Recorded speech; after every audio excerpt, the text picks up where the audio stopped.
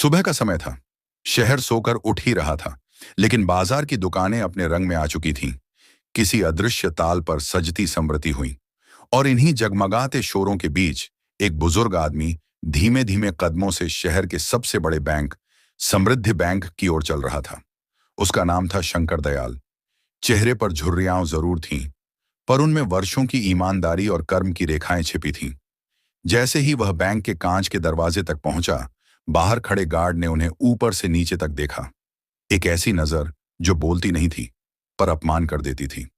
शंकर दयाल बिना रुके धीरे से दरवाजा खोलकर अंदर चले गए, और फिर बैंक के हर शख्स ने उन्हें उसी नजर से देखा, मानो किसी अनजान दुनिया का आदमी गलती से यहां पहुंच गया हो। वह चलकर पूछताछ काउंटर तक पहुंचे। वहां बैठी थी सुनीता, लगभग 30 साल की, आंखें अपने मोबाइल में गड़ी हुई। शंकर दयाल ने नर्म आवाज में कहा, बेटी, मुझे पैसे निकालने थे। सुनीता ने चेहरे पर उपेक्षा की रेखा खींचते हुए कहा, तो निकालो, मैं क्या करूं? जाओ वहां। बेटी, चेक से निकालने हैं? सुनीता ने नकली मुस्कान के साथ पूछा। कितने? 2000? नहीं, 1 लाख रुपए। और बस उस एक वाक्य ने पूरी बैंक को हंसी से भर दिया। 1 लाख? चाचा, कभी देखे भी हैं इतने पैसे? चलो निकलो, टाइम मत खराब करो।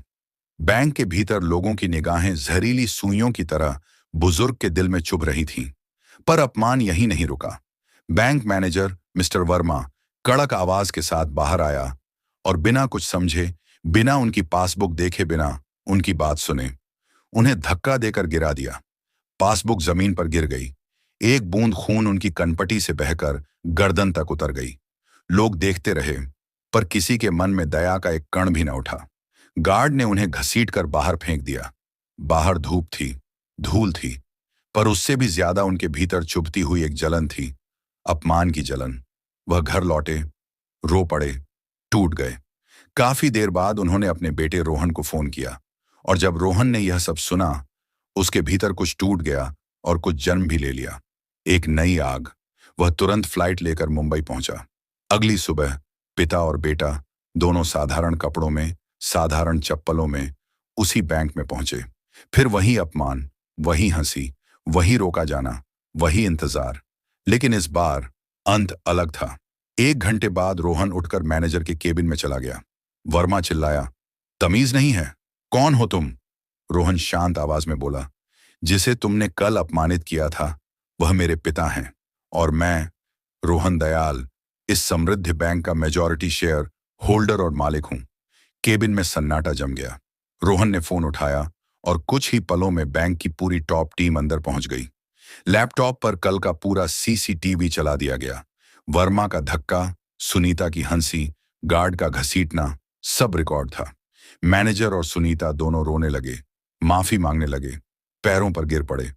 पर रोहन की आंखें गंभीर थीं, मानो कोई पुराना आरक्षित धर्म का न्याय करने खड़ा हो। जब इंसान गरीब दिखता है, तब तुम उसके साथ ऐसे व्यवहार करते हो? क्या इंसानियत भी बैंक के बैलेंस की तरह तौली जाती है?